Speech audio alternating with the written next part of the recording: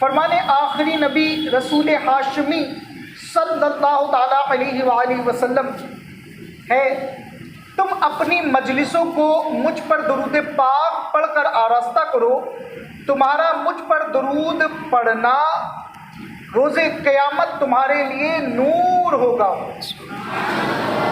صلو علی الحبیب صلی اللہ تعالیٰ علی محمد صلی اللہ تعالیٰ علیہ وآلہ وسلم۔ فرمان مصطفیٰ صلی اللہ تعالی وسلم، سچی نیت سب سے افضل عمل ہے۔ اے عاشقان رسول، ہر کام سے پہلے اچھی نیتیں کرنے کی عادت بنائیے کہ اچھی نیت بندے کو جنت میں داخل کر دے گی۔ بیان سننے سے پہلے بھی اچھی نیتیں کر لیجئے۔ مثلا نیت کیجئے علم سیکھنے کے لیے پورا بیان سنوں گا، اپنی اصلاح کے لیے بیان سنوں گا، جو سنوں گا دوسروں تک پہنچانے کی کوشش کروں گا۔ صلو علی الحبیب صلی اللہ تعالیٰ علی محمد صلی اللہ تعالیٰ علیہ وآلہ وسلم۔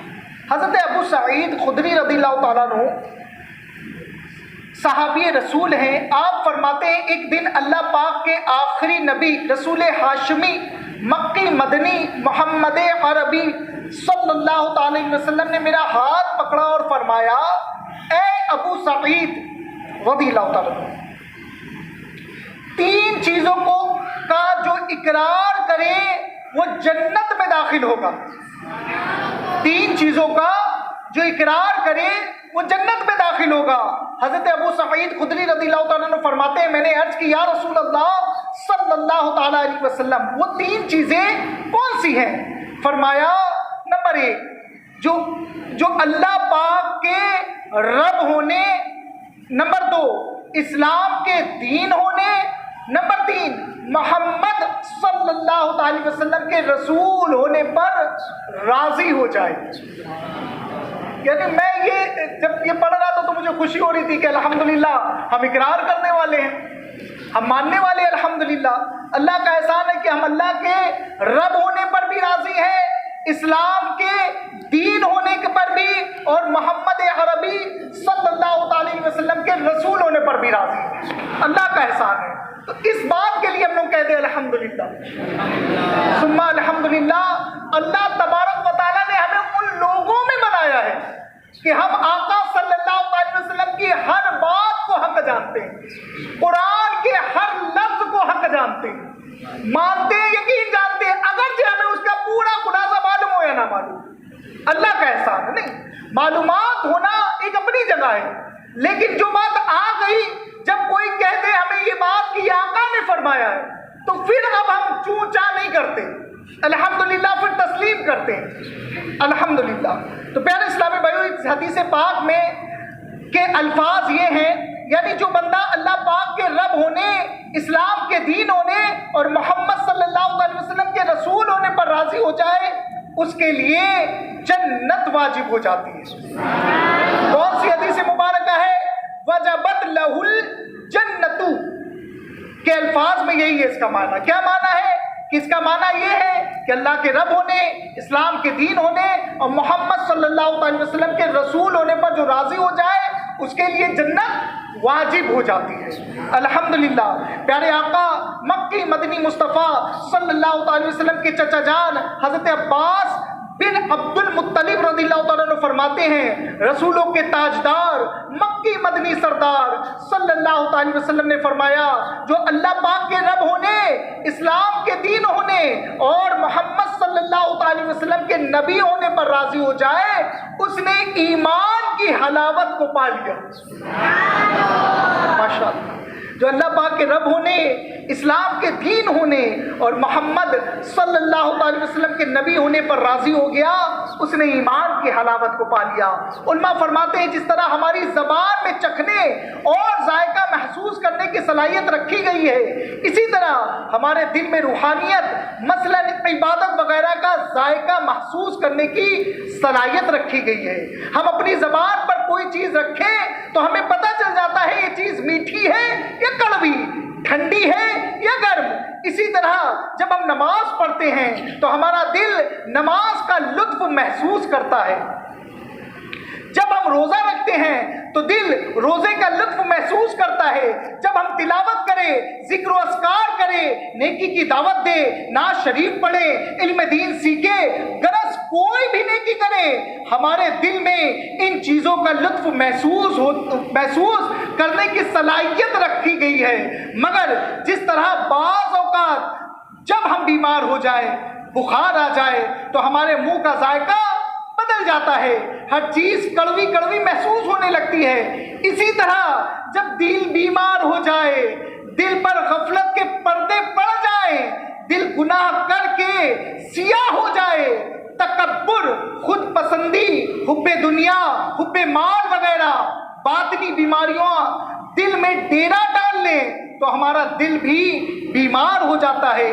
پھر نمازوں میں لطف نہیں ملتا, روزہ رکھنے کا سرور نہیں آتا, نیکیوں میں دل نہیں لگتا, یہاں تک کہ دل سے ایمان کا نور اور اس کا لطف نکل جاتا ہے.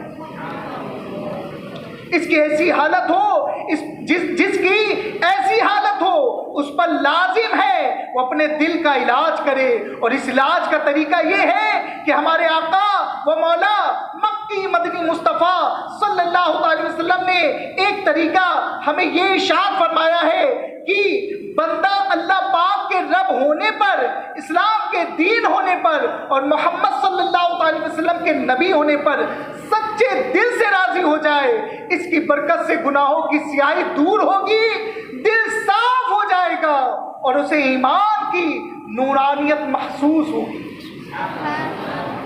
شیخ محقق علامہ عبدالحق محدث دہلوی رحمۃ اللہ تعالی علیہ فرماتے ہیں, جو بندہ ان تینوں باتوں یعنی اللہ پاک کے رب ہونے, اسلام کے دین ہونے, محمد صلی اللہ علیہ وسلم کے نبی ہونے پر تہہ دل سے راضی ہوتا ہے, تو وہ ایمان کا ذائقہ نہیں چکھ پاتا.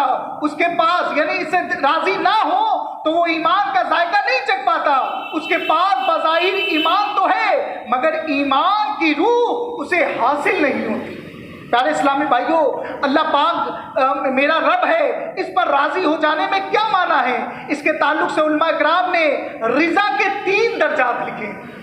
رضا یعنی رضا کے 3 اسٹیپ لکھے ہیں, کیٹیگریز لکھی ہے. آئیے اس کو پڑھتے ہیں, جانتے ہیں, اپنے آپ کو ایویلویٹ کرتے ہیں, چیک کرتے ہیں کہ یہ ساری چیزیں, کیا یہ رضا میرے اندر پائی جاتی ہے یا نہیں. علامہ قرطبی رحمۃ اللہ تعالی علیہ فرماتے ہیں, اللہ میرا رب ہے, اس پر راضی ہو جانے کا ایک معنی یہ ہے کہ بندہ اللہ پاک کے سوا کسی کو بھی اپنے رب تسلیم نہ کرے. یعنی اللہ پاک کے علاوہ تمام وہ چیزیں جنہیں مشرکین اپنا رب مانتے ہیں, بندہ ان سب کا انکار کر کے سچے دل سے یہ اقرار کر لے کہ اللہ پاک ایک ہے, اس کے سوا کوئی عبادت کے لائق نہیں, وہی میرا رب ہے. الحمدللہ وہی میرا رب ہے, وہ مجھے رزق دیتا ہے, وہی مجھے پالتا ہے, اسی نے مجھے سانسیں عطا کی, وہی مجھے زندگی بخشنے والا ہے, اس کے سوا نہ کوئی رب تھا, نہ ہے, نہ ہوگا. الحمدللہ الحمدللہ. آئیے ساتھ میں کہہ لیتے ہیں, اللہ ایک ہے, اس کے سوا کوئی عبادت کے لائق نہیں, وہ میرا رب ہے, وہی مجھے رزق دیتا ہے, وہی مجھے پالتا ہے, اسی نے مجھے سانسیں عطا کی ہیں, وہ مجھے زندگی بخشنے والا ہے, اس کے سوا نہ کوئی رب تھا, نہ ہے, نہ ہوگا. رضا کا یہ درجہ ہماری ایمان کی بنیاد ہے, اس کے بغیر کوئی شخص مسلمان نہیں ہو سکتا. پیارے اسلامی بھائیوں, آئیے دوسرا درجہ سنتے ہیں. اللہ پاک میرا رب ہے, اس پر راضی ہو جانے کا ایک دوسرا درجہ یہ ہے کہ اس کی وضاحت کرتے ہوئے حضور داتا گنج بخش علی حجویری رحمۃ اللہ تعالی علیہ فرماتے ہیں, رضا یہ ہے کہ منع و عطا دونوں حالتوں میں دل کی کیفیت یکساں رہے. سنیے کیا مطلب, یعنی اللہ پاک نعمت عطا فرمائے تب بھی دل مطمئن ہو, اور اللہ پاک کی طرف سے آزمائش آئے تو بھی اس کا دل مطمئن رہے. اسے کہتے ہیں اللہ پاک کے رب ہونے پر راضی ہونا. سنیے, حضرت رابعہ بصریہ رحمۃ اللہ تعالی علیہ, اللہ پاک کی ولیہ, بہت نیک عبادت گزار تھی. ایک روز آپ تشریف فرما تھی, آپ کے سامنے ایک شخص نے دعا کی، یا اللہ پاک مجھ سے راضی ہو جا۔ یہ دعا مانگنا بالکل جائز ہے، عموماً یہ دعا مانگی بھی جاتی ہے، مگر اولیاء کاملین کے اپنے نرالے انداز ہیں۔ حضرت رابعہ بصریہ رحمت اللہ تعالی علیہا نے جب اس شخص کی زبان سے یہ دعا سنی، فرمایا اے شخص تجھے شرم نہیں آتی اللہ پاک سے اس کی رضا مانگتے ہوئے جبکہ تم خود اس سے راضی نہیں؟ قریب بیٹھے ہوئے ایک شخص نے عرض کی، بندہ اللہ پاک سے راضی ہو جائے اس کا کیا معنی ہے؟ فرمایا جب تمہیں مصیبت پر بھی یوں ہی خوشی ہو جیسی نعمت ملنے پر ہوتی ہے، تب کہا جائے گا تم اللہ پاک سے راضی ہو۔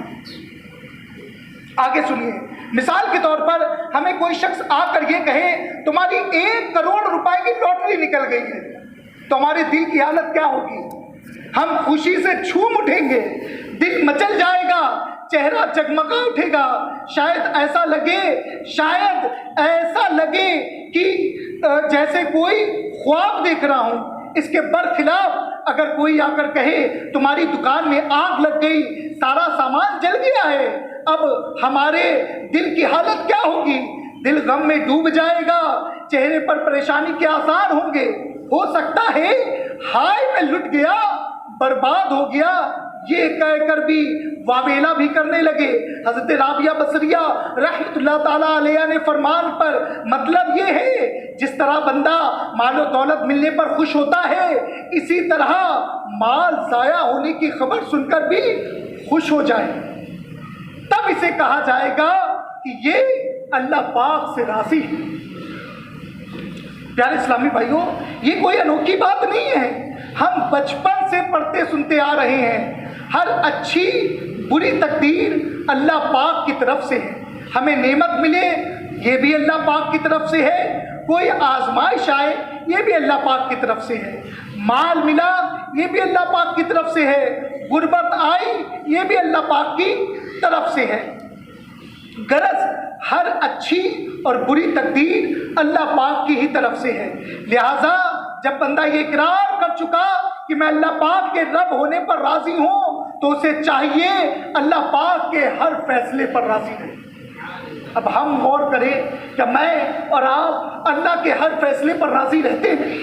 کوئی پریشانی آ جائے تو 10 لوگوں کو بتا رہے ہوتے ہیں، کوئی مصیبت آ جائے تو 4 لوگوں میں گا رہے ہوتے ہیں، کل تک کہ مجھے آسانی تھی، مجھے آرام تھا، میں نرم بستر پہ سوتا تھا، میرے روم میں اے سی بھی لگا تھا، میرا کاروبار بھی بہترین چل رہا تھا، میں نے خوب عیش کیا، لیکن آج تھوڑی سی پریشانی آنے پر، میرے کاروبار کا ڈاؤن ہونے پر، مجھے تھوڑی سی مصیبت آنے پر، مجھے تھوڑی سی پریشانی آنے پر میں نے چاروں میں گانا شروع کر دیا، یار کاروبار تو بالکل ٹھپ ہو گیا، 3-4 مہینے میں تو میری حالت ڈاؤن ہے، میرے کھانے میں دقت ہو گئی، میرے پہننے میں دقت ہو گئی، میرے اوڑھنے میں دقت ہو گئی۔ کیا ہم اللہ کے ہر فرمان پر راضی ہیں؟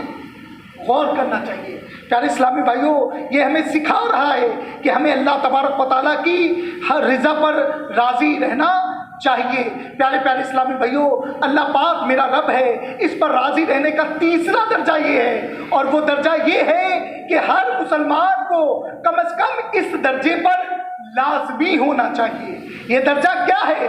حضرت ابو علی دقاق رحمۃ اللہ تعالی علیہ فرماتے ہیں، رضا یہ نہیں کہ بندے کو تکلیف محسوس ہی نہ ہو، بلکہ رضا یہ ہے کہ بندہ اللہ پاک سے شکوہ نہ کرے۔ تکلیف نہ یہ نہیں ہے، تکلیف آئے بندہ شکوہ نہ کرے، شکایت نہ کرے، تکلیف پہنچے، مصیبت آئے، کہیں چوٹ لگ جائے، کسی عزیز کا انتقال ہو جائے، غربت آ گئی، بیماری آ گئی، یہ چیزیں محسوس ہوں، دل غمگین ہو جائے، آنکھوں سے آنسو نکل جائیں، اس پہ کوئی حرج نہیں، لیکن یہ ضروری ہے دل میں وسوسے نہ آئیں، تو وسوسے آئے تو اس پر توجہ نہ دے، زبان پر شکوے نہ لائے، بلکہ بندہ دل سے اللہ پاک کے فیصلے پر راضی رہے۔ غوث اعظم شیخ عبد القادر جیلانی رحمت اللہ تعالی علیہ فرماتے ہیں، اللہ پاک پر اعتراض کرنا دین کی بھی موت ہے۔ اللہ پاک پر اعتراض کرنا دین کی بھی موت ہے، توحید کی بھی موت ہے، اور توکل کی بھی موت ہے۔ کون فرما رہا ہے؟ میرے غوث پاک۔ اللہ پاک پر اعتراض کرنا دین کی بھی موت ہے، توحید کی بھی موت ہے، اور توکل کی بھی موت ہے۔ پیارے اسلامی بھائیوں، اللہ پاک پر اعتراض کرنا قطعی کفر اور معترض کافر و مرتد ہے۔ اللہ پاک پر اعتراض سے بچنے کا شریعت میں حکم ہے۔ ہر مسلمان کا شریعت کے آگے سر تسلیم خم ہے۔ اللہ پاک خالق و مالک ہے، اس کے پیدا کردہ بندے کا اس پر اعتراض کرنا اس کی شدید توہین ہے۔ معاذ اللہ، اگر اعتراض کی اجازت دے دی جائے تو بندہ ہر بات پہ اعتراض کرے۔ مجھے اللہ پاک نے یوں کیوں بنایا، میری ناک یوں کیوں تھی، میرے کان یوں کیوں ہوئے، میرا پاؤں ایسا کیوں ہوا، میرا گھر ایسا کیوں مجھے ملا، میری بیوی مجھے ایسی کیوں ملی، میرے بچے مجھے ایسے کیوں ملے۔ ہر بات پہ بندہ اعتراض کرے۔ تو جس خالق اور مالک نے مجھے بنایا، جو ہمارا مالک ہے، اس نے مجھے جیسا دیا مجھے راضی رہنا یہ ضروری ہے۔ صلو علی الحبیب صلی اللہ تعالی علی محمد صلی اللہ تعالی علی محمد صلی اللہ تعالی وسلم۔ پہلے دور میں غلام باقاعدہ بازار میں فروخت ہوتے تھے۔ اب دیکھیے ہمارے اسلاف کیسے اپنا جائزہ لیتے ہیں۔ پہلے دور میں غلام باقاعدہ بازار میں فروخت ہوتے تھے۔ ایک مرتبہ حضرت ابراہیم بن ادہم رحمۃ اللہ تعالیٰ علیہ اکرم کو ایک غلام کی ضرورت پیش آئی، تو آپ بھی بازار گئے اور غلام خریدنے کے لیے چل دیے۔ آپ بازار تشریف لے گئے، ایک غلام خریدا اور گھر لے آئے۔ کیا ہوا؟ ایک غلام خریدا اور گھر لے کر چلے آئے۔ اب سنیے، آپ نے اس غلام سے پوچھا تمہارا نام کیا ہے؟ کیا پوچھا؟ تمہارا نام کیا ہے؟ سنیے، غلام نے کہا جس نام سے آپ چاہیں مجھے پکار لیں۔ آپ میرے آقا ہیں نا، جس نام سے چاہیں مجھے پکار لیں۔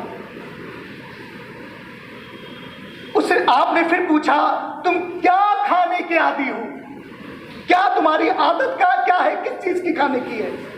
غلام نے کہا جو آپ کھلا دے کھا لوں گا، کوئی فرمائش نہیں، کوئی خواہش نہیں، کسی کا فونڈ آف نہیں ہوں میں، کوئی چیز شوقین سے نہیں کھاتا، آپ جو کھلائیں آپ آقا ہیں۔ اب سنیے، غلام بولا جو پھر آپ نے پوچھا کوئی خواہش ہو تو بتا دو۔ غلام بولا جو آپ کی خواہش ہے وہی میری خواہش ہے۔ کاش یہ نصیب ہو جائے، کاش یہ نصیب ہو جائے کہ اللہ جس حال میں رکھے وہ حال مجھے اچھا لگے۔ شاعر فرماتا ہے جے سونا میری دکھ وچ راضی میں سکھ نو چلے پاواں۔ مجھے ایسا سکھ نہیں چاہیے جس سے رب تعالیٰ ناراض ہو، مجھے ایسا دکھ پسند ہے جس سے رب تعالیٰ راضی ہو۔ ابراہیم بن ادہم رضی اللہ تعالیٰ عنہ سوچنے لگے کاش میں بھی اللہ پاک کا ایسے ہی اطاعت گزار غلام ہوتا۔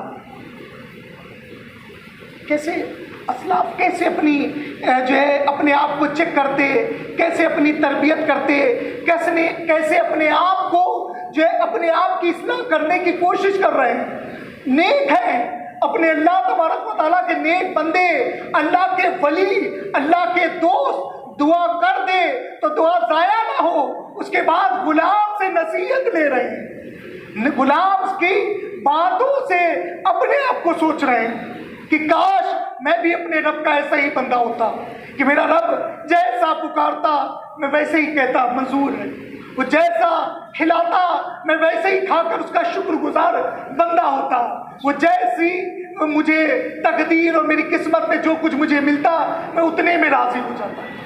پیارے اسلامی بھائیوں، یہ چیزیں یعنی آپ کا آج کا جو بیان تھا وہ مختصر تھا، مختصر بیان کا یہ لب لباب ہم نے کیا سیکھا کہ بندے کو چاہیے اللہ کی رضا پر راضی رہے۔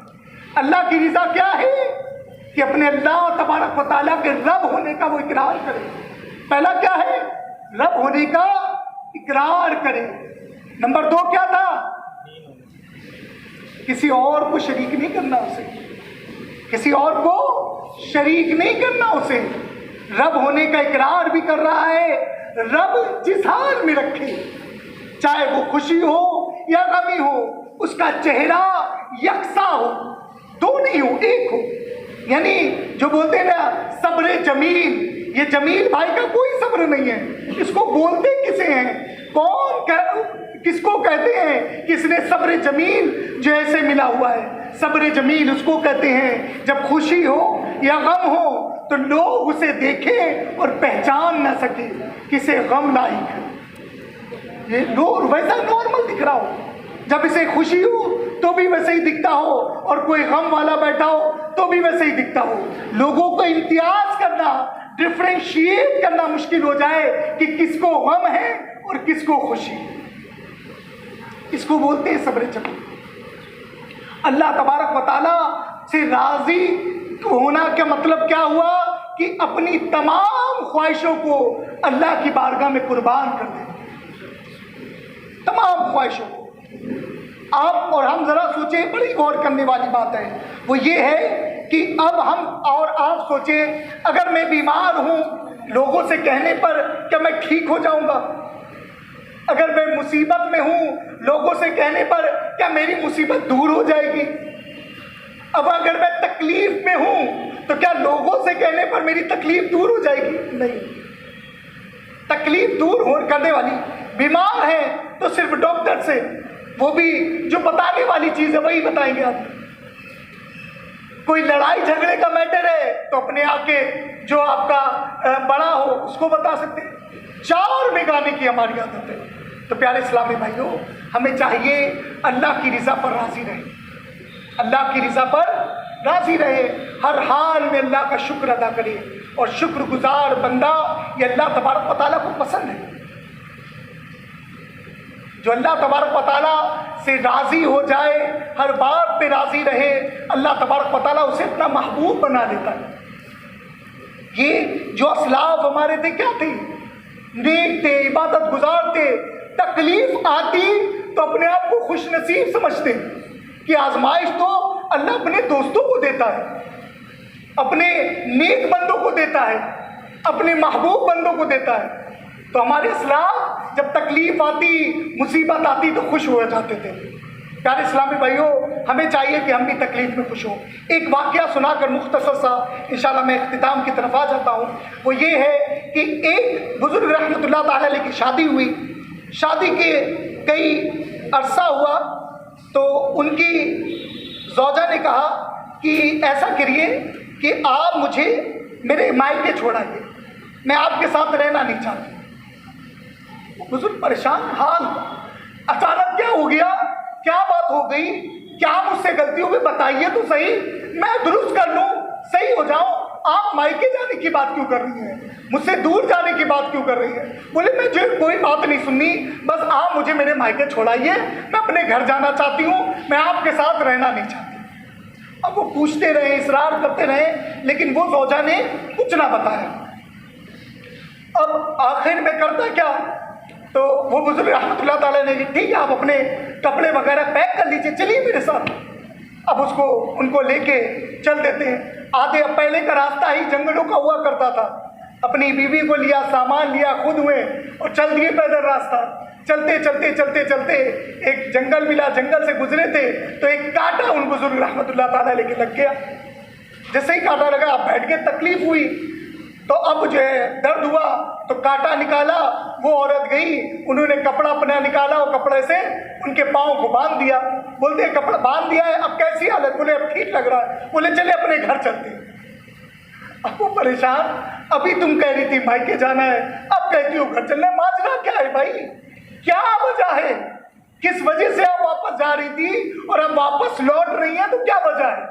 تو آپ کہتی ہیں کہ میں نے سنا ہے جو اللہ کے نیک بندے ہوتے ہیں، جن کو اللہ اپنا محبوب جانتا ہے، جن کو اللہ اپنا دوست مانتا ہے، ان کو تکلیف دیتا ہے. میں اتنے دنوں سے آپ کے ساتھ رہ رہی تھی، آپ کو کسی تکلیف میں نہیں دیکھا. جب آپ کو تکلیف میں نہیں دیکھا تو میں نے سوچا شاید آپ کے رب نے آپ کو چھوڑ دیا. جب آپ کے رب نے آپ کو چھوڑ دیا تو میں آپ کے ساتھ کیوں رہوں گی؟ میں اس وجہ سے جا رہی تھی. لیکن جب میں نے آپ کے کانٹا چبھا دیکھا تو میں نے سمجھ لیا کہ آپ کے رب نے آپ کو نہیں چھوڑا ہے، تکلیف دی آپ کو۔ کیسے بزرگ ہوا کرتے تھے، کیسی زوجہ ہوا کرتی تھی، کیسی نیک سیرت عورتیں ہوتی تھی۔ پیارے اسلامی بھائیوں، ہمیں چاہیے ہم بھی اپنے بچوں کی، اپنی بچیوں کی اسی طرح سے ترغیب دلائیں۔ وہ رہتی آسائشوں میں ہوں، بہت آرام سے رہتی ہوں، لیکن ان کو سکھائیں کہ ہماری امی جان حضرت عائشہ رضی اللہ تعالیٰ عنہ کس طرح رہا کرتی تھی، امی خدیجۃ الکبریٰ رضی اللہ تعالیٰ عنہ کس طرح سے رہا کرتی تھی، حضرت فاطمہ الزہرا رضی اللہ تعالیٰ عنہ کس طرح سے رہا کرتی تھی۔ آپ آرام میں رکھے، لیکن بیٹے کبھی ایسا وقت آ جائے تو تمہیں ان کی سیرت کو یاد کر لینا۔